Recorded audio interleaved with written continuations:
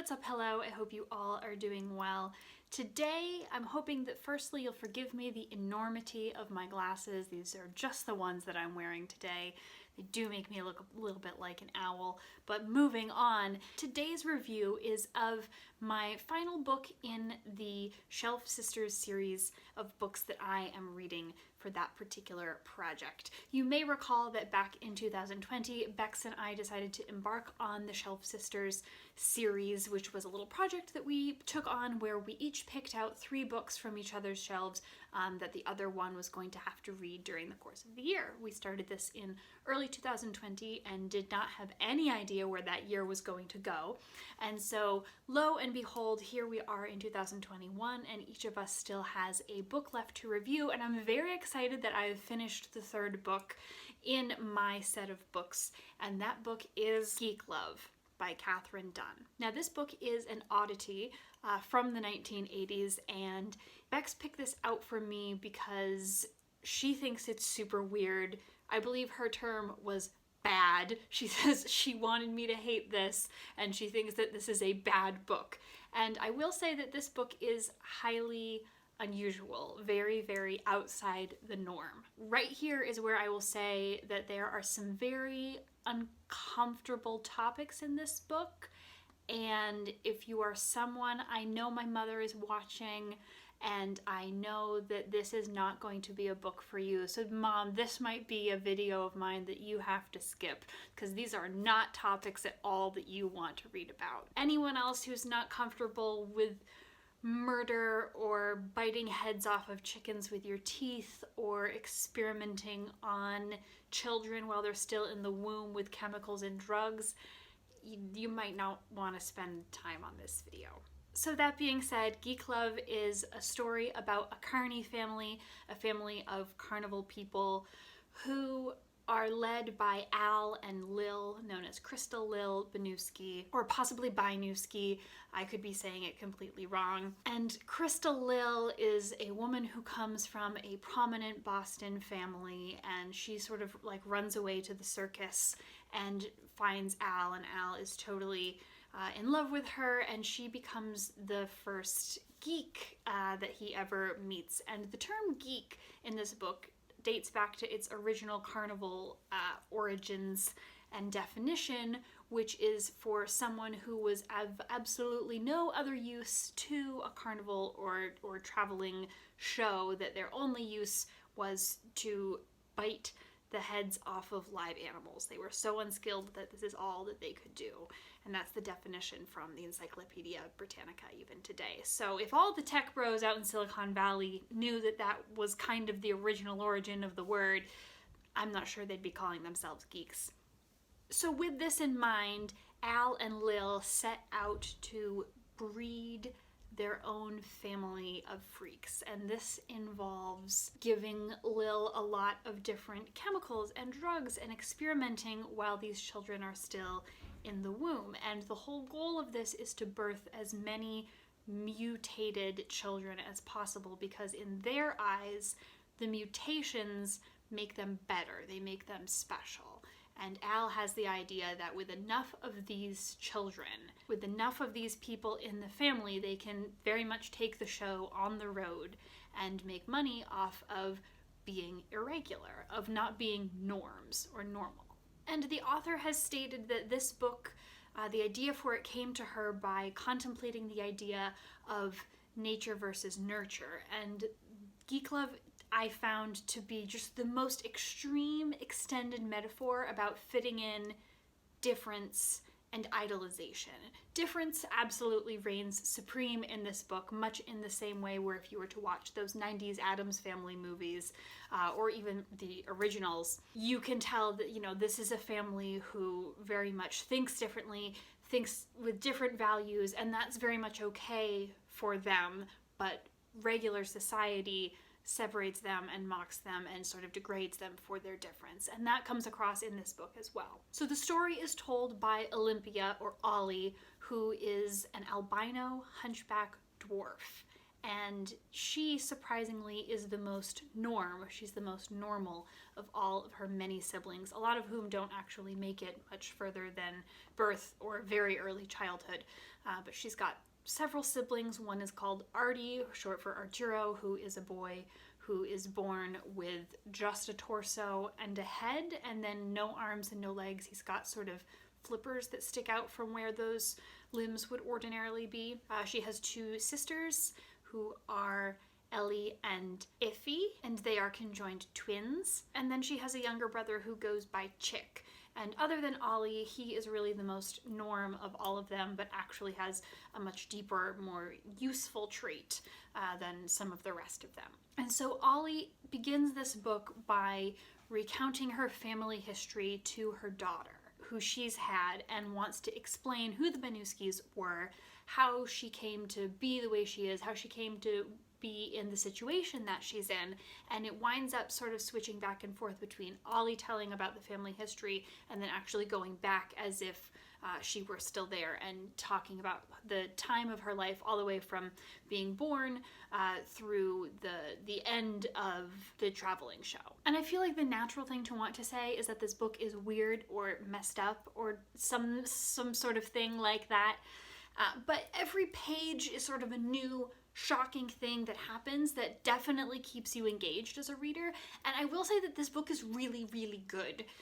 And most of it is just there to make you purposefully uncomfortable as a reader. The book itself is a freak show compared to your other books, but that's kind of the whole point because it is a book about freaks. However, it's also about exploitation because Al, who is the children's father, begins the entirety of the exploitation of the difference that he is actively creating in these children, which is couched and sanctioned in his belief that difference is superior to normalcy. And his son, Artie, who's the boy with the fins, expands on that exploitation by harnessing the same general idea that difference is superior to normalcy and layering on how peace can be found by shunning the normal. And Artie is sort of the most cutthroat, most aggressive, most Machiavellian of all of these characters. He's always out to win, to be the best, to have his show make the most money, to draw the biggest crowds.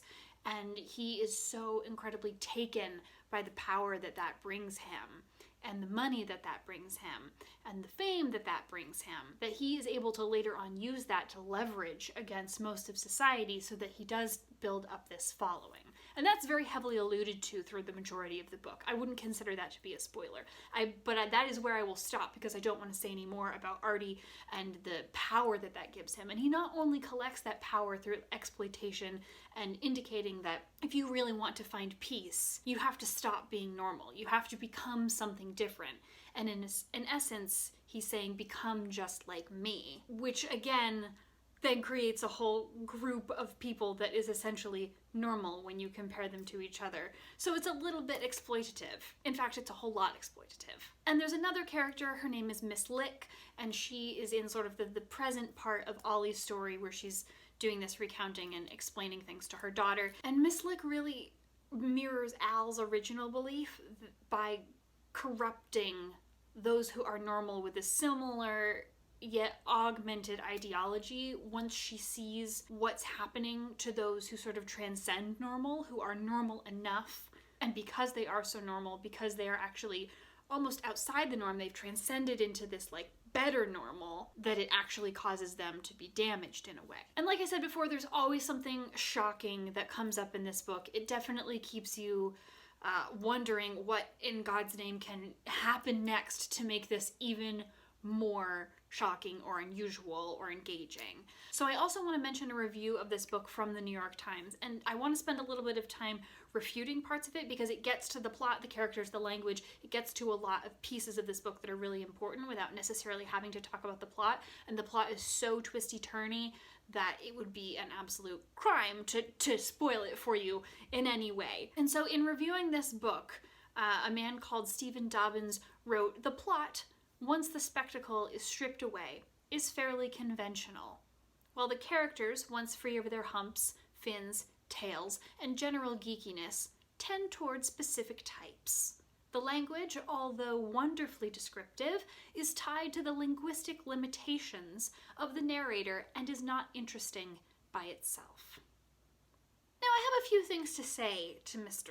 Stephen from the New York Times. Firstly, the plot. All plots that involve human characters and that experience human emotions at their core are the same. The plot is conventional. It's family values. It's fitting in. It's being loved and supported.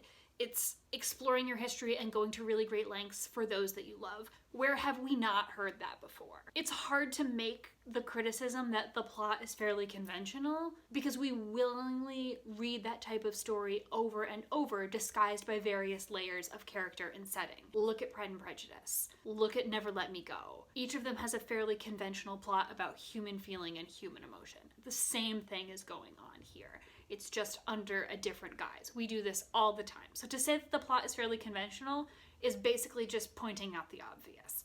Don't understand how that's a criticism. Now, the characters that tend towards specific types, there's a lot of air quotes in this review.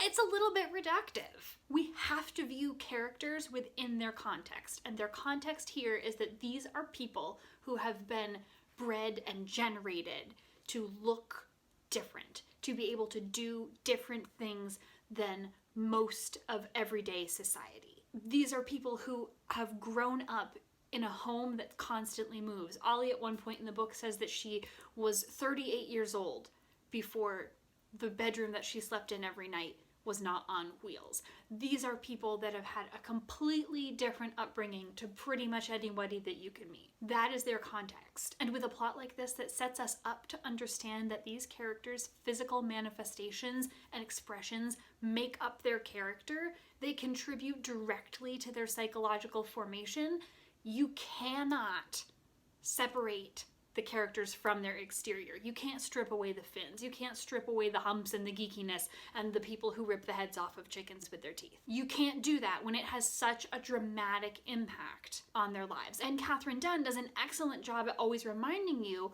of how the mutations they've been given affect the way that those characters exist in the world. The fact that Artie has fins makes him capable of a type of performance that other people can't do. You can't take away his fins from him and reduce his character. His character is part of the fact that he can do something that other people can't because of the way that he is physically formed. And that's an extreme example. There are extreme and there are mundane examples. And yet, yes, underneath, we are all just people or just a type of character. I think it's far more holistic and interesting to consider how the whole context of a person or a character is created. Now, the language, I actually kind of agree. Indeed, wonderfully descriptive. Catherine Dunn does a great job. I was going to give this book 4 stars, and then I kept thinking about it and kept thinking about it, and I kind of have to give it 5. Did it make me uncomfortable? Yes, but the language is really good. But it's also uninteresting.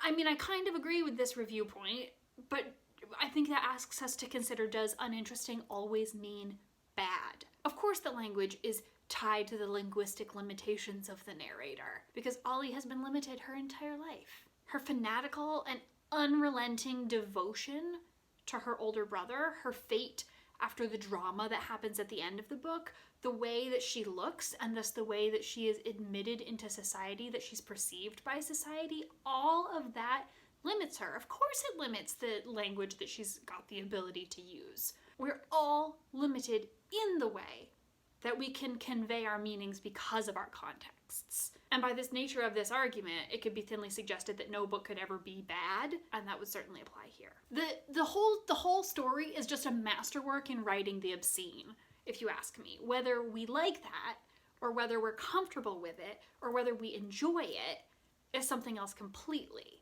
This book is great. If you can be comfortable with being extremely uncomfortable, if you can handle murder and siblings coming after each other and people ripping the heads off of chickens and experimenting with children while they're still in the womb, if you can handle things like that and people who lose limbs, then go ahead, totally read this book. It's fantastic. It's an excellent idea for a very human story. And so while to a lot of us, this book is weird, whatever weird means, it's also very, very good. And so to Bex, I say, I'm looking forward to these new books because this book was not bad. So thank you. It's about time that I read it, and now I finally have. If you have read this story, please let me know in the comments. I would love to hear your thoughts, or if you disagree with any of my points, because I'm sure somebody will. Please put them in the comments below.